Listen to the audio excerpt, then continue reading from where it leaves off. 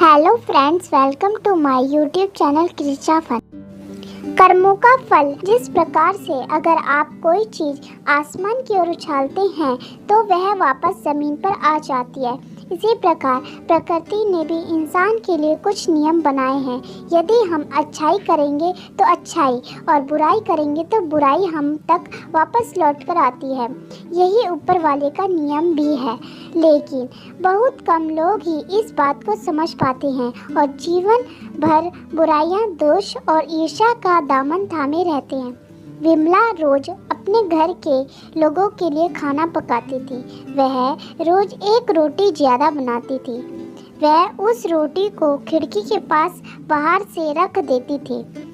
उस रोटी को रोज एक बूढ़ा व्यक्ति उठा कर ले जाया करता था और तभी वह जाते वह रोज बोलकर जाता था, जो तुम बुराई करोगे वह तुम्हारे पास रहेगी और जो तुम अच्छाई करोगे वह तुम्हारे पास लौटकर अवश्य आएगी। और यह बड़बड़ाते हुए वह वहाँ से चला जाता था। इसी तरह काफ़ी समय तक वह बूढ़ा व्यक्ति वहाँ से रोटी उठाता और चला जाता और वापस में वही बातें दोहरा कर जाता, लेकिन विमला कभी उसकी बातों का अर्थ नहीं समझ पाई। अब वह उससे तंग आने लगी। वह सोचती, बजाय दुआ देने के वह बूढ़ा व्यक्ति उल्टा सुल्टा बोलकर चला जाता है। एक दिन क्रोध में आकर उसने इस बूढ़े व्यक्ति से निजात पाने की सोची। अब उसने उस दिन उस रोटी में जहर मिला दिया और वही खिड़की के ऊपर रखने जा रही थी। तभी उसके अंतर मन से आवाज़ आई कि विमला, तुम ये क्या कर रही हो?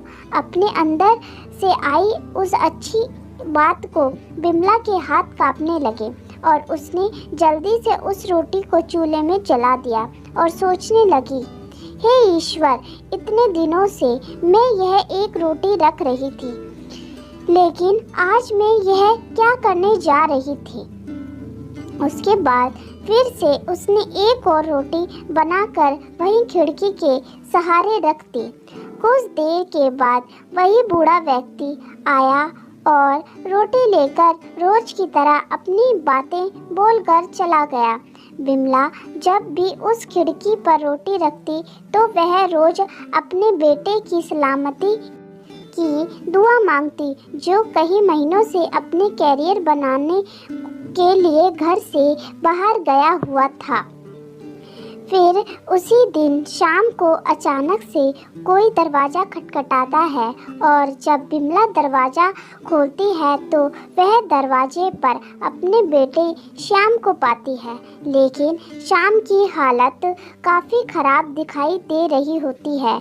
वह काफ़ी कमज़ोर और भूखा लग रहा होता है।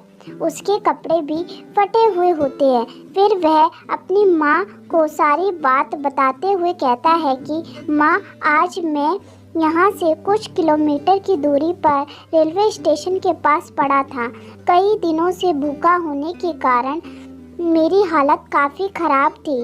तभी मुझे एक बूढ़े व्यक्ति ने एक रोटी दी और कहा, आज मुझसे कई ज़्यादा इस रोटी की ज़रूरत तुम्हें है, और बड़बड़ाने लगा, जो तुम बुराई करोगे वह तुम्हारे पास रहेगी और जो तुम अच्छाई करोगे वह तुम्हारे पास लौटकर अवश्य आएगी।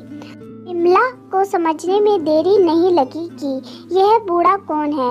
उसे एक रोज का झटका लगा और वह सारा पकड़कर नीचे बैठ गई और सुबह वाली बात याद करने लगी कि कैसे उसने रोटी में जहर मिलाया था।